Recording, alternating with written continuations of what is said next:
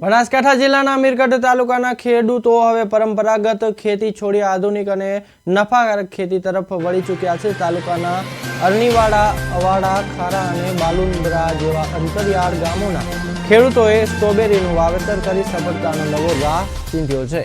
ખેડૂતોના જણાવ્યા અનુસાર સ્ટ્રોબેરીના ખેતીમાં ખૂબ સારો નફો મળી રહ્યો છે અને હાલ બજારમાં કિલો દીઠ ₹700 થી વધુનો ભાવ મળી રહ્યો છે, જેનાથી તેમની આવકમાં મોટો ઉછાળો આવ્યો છે। વિશેષ કરીને અવાડા ગામના ખેડૂતો સરદારભાઈએ જણાવ્યું કે તેઓ વર્ષોથી ઓર્ગેનિક ખેતી પર ભાર મૂકી રહ્યા છે। ચાલુ વર્ષે તેમણે ઓર્ગેનિક પદ્ધતિથી સ્ટ્રોબેરીની સાથે ટામેટા, રીંગણ અને મરચાંનું પણ વાવેતર કર્યું છે। ઓર્ગેનિક ખેતીને કારણે ખર્ચ ઓછો થાય છે અને દરજ્જાની સારી આવક મેળવવામાં આવે છે। ખેડૂતોએ અન્ય લોકોને પણ ઓર્ગેનિક ખેતી આપવામાં અપીલ કરી ચૂક્યા છે, જેથી કેન્સર જેવી ગંભીર રોગોથી બચી શકાય અને શુદ્ધ આહાર મળી રહે।